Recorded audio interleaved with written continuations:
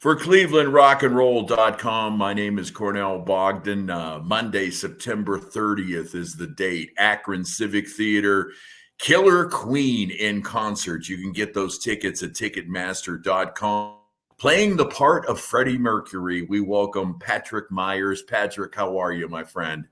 Really good. Nice to speak to you. Nice speaking to you, too. This is the ultimate accolade that I can come up with because I've seen it so many times in the clippings that I've read about you is Freddie lives. I mean, you can't get any better than that. That was said a couple of times. Yeah, I always sort of shy away. They sort of make me I recoil a little bit, things like that, because Freddie, Freddie is unique.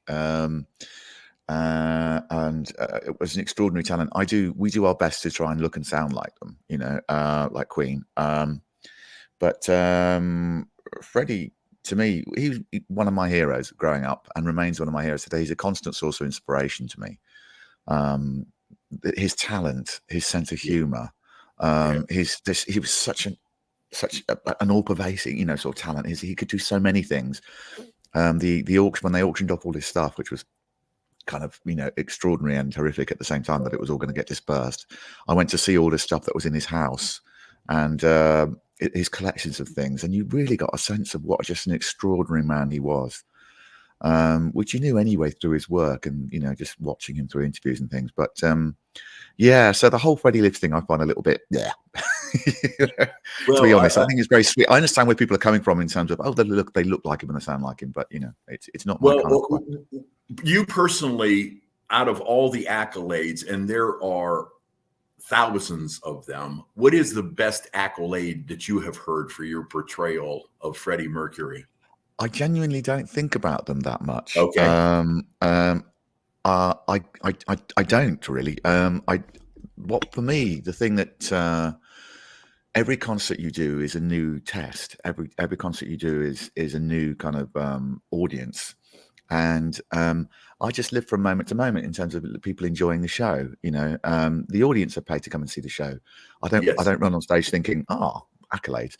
If anything, I'm thinking, I want to improve the show. I want to, be good. I want to, So I genuinely don't think in that way at all. I think they're quite dangerous things to sort of, never believe your own publicity. Yeah. I think it's quite a healthy thing because you've still you can't coast. You need to keep trying, So, and making the show as good as you can every night. So I don't think about them at all, is the honest answer. That's very cool. They never crossed my mind.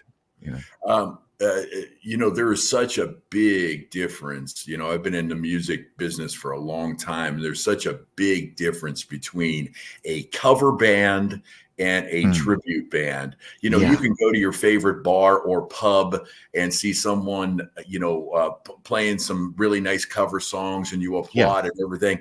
But when you are a tribute act and giving you some accolades here, you were known as the world's greatest tribute to Queen. People are expecting Freddie Mercury to be there in front of them. And that is like major, major weight on your shoulders every night, Patrick. Yeah. I mean, you've got to sort of, you can't put yourself in a pressurized position like that either, Okay. So in the same way that, you've got to do the work. You've got to put, make sure your voice is good. You've got to make sure you're physically healthy, and you've done all the prep and all that sort of stuff. But aside from that, you've got to remember that Freddie didn't walk on stage going, "Oh my God, the weight of expectation."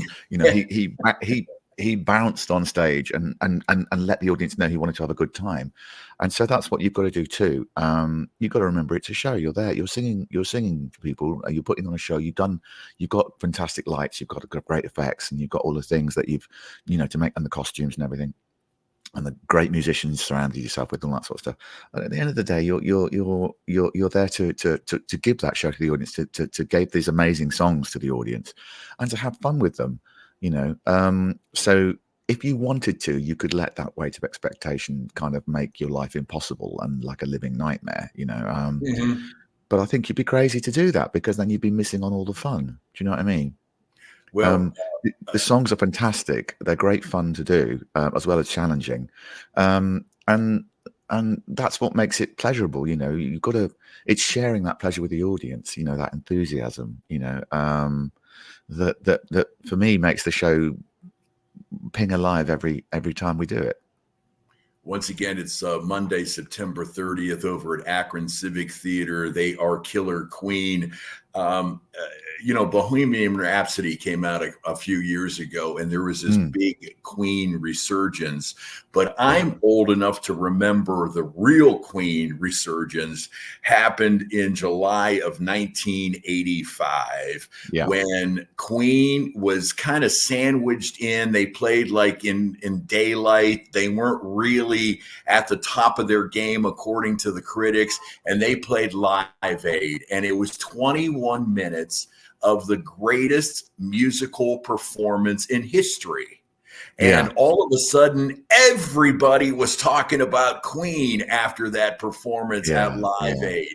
And you had the same kind of accolades, Patrick, because I guess they did sort of a tribute to Live Aid, and you were brought on, and you did the Queen part. Yeah, but what happened was there was this concert that Bob Geldof was doing. He wasn't back with the Boomtown Rats then, and he was doing a charity concert. And I think for a laugh, he said, "Let's choose some of the bands that's that we did at Live Aid and make tribute versions of them," because he knows all that. You know, he knows Bono and he knew Freddie. You know, and he thought, "Oh, let's get the tribute versions out and have them as support acts." I think he did it just for fun. So yes, again, it's an accolade that Bob chose us, or we were chosen for that thing.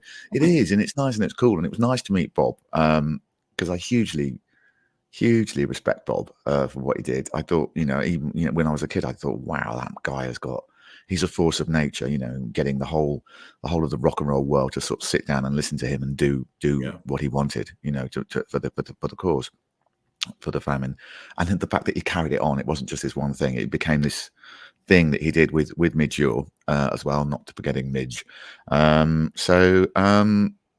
no, it was lovely to meet him. I met him only fleetingly. And it was nice to stand backstage and watch Bob work his magic on the crowd. So that was good. But again, you know, these things, I think it was done sort of tongue in cheek. It was fun, you know. So yeah, these things are great, and they're honors and they're accolades and stuff. But I think again, like a lot of my career, it's been kind of, you know, there's always been an amusing side to it, as well as, you know, as well as all the, you know, the sort of what get termed as accolades and that sort of stuff. You know, you've got to take pretty much everything with a pinch of salt, you know.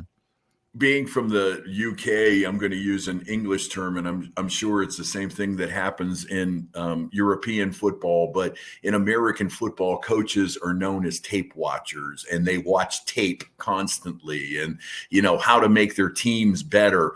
I can't even imagine how much tape you have watched over your life of Freddie Mercury. Oh, I've read almost every book there. I think pretty much every book there is about Freddie. I'm quite, I've got a big appetite for things when I want to find out about stuff, you know. So I was the same about the Beatles, and Bowie, and, you know, and I read a lot of, when I'm on the road, I read a lot of rock biographies, just because I find it interesting, you know, particularly the ones from the 60s to 70s era. You know, when rock was still sort of, you know, they were discovering how to do arena shows. They were discovering how to do this, and, you know, or they were on, you know, Reg, Elton John, you know, on Eel Pie Island and Long John Baldry and all that sort of, all that whole, and Rod Stewart and all that. I've read all of them, and I just find it all fascinating. And with Freddie, he's just, he's very, very close to my heart in terms of, you know, how much I admire him and respect him as an artist, but also I love his personality, you know, that comes over in interviews, his sense of humor, and that translates to how he performs on stage as well. There was a lot of humor in what he did. I know he comes across as all sort of serious and pouty and that and the other, but there's so much humor in almost everything he did. You know, his little strut across stage and all sorts of stuff. You know, I think it's just, it's a delight for me.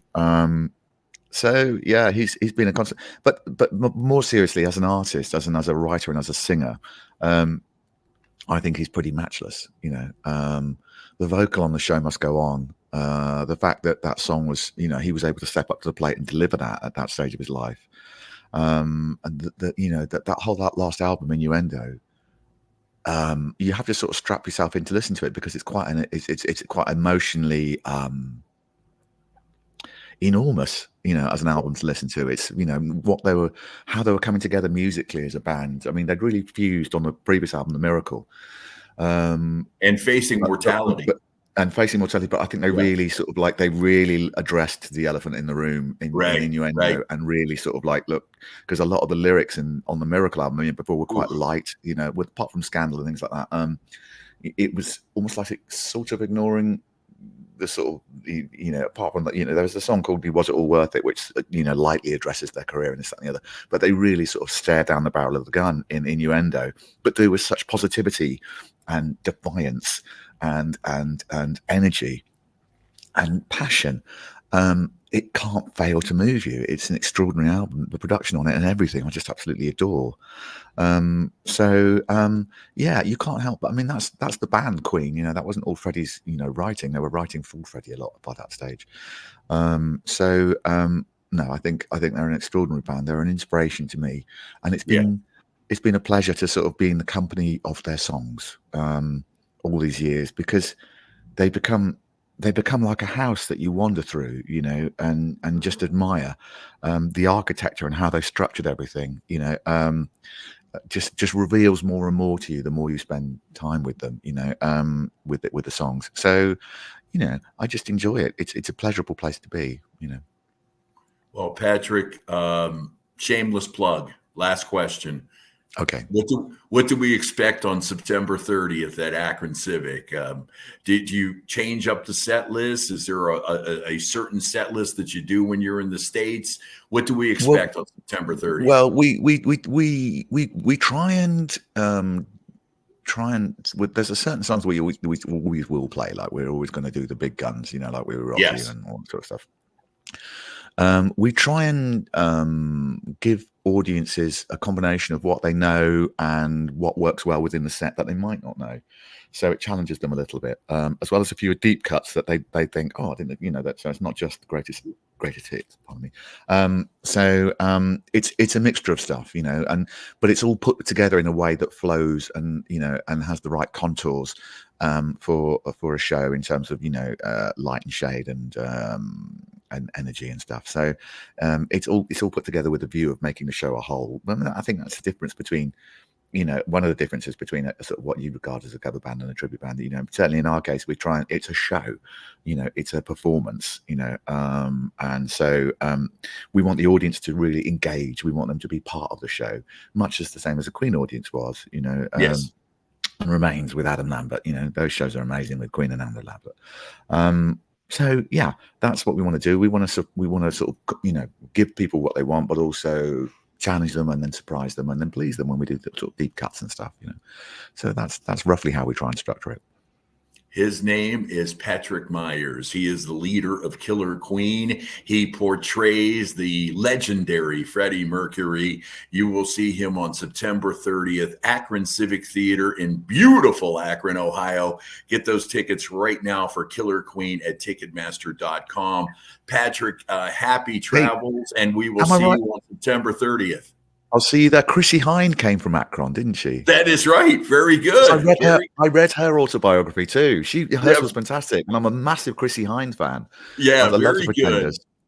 She's great. So I'm really pleased to be playing Akron, you know, so I can sort of like check out the hinterland of Chrissie. We've had some great bands come out of Akron. The Pretenders, Chrissie Hynde, of course. The Black Keys. I love the Black Keys too.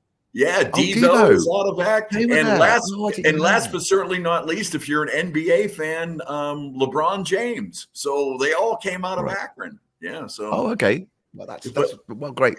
Well, anyway, September 30th, I will see you there. Thanks for your time.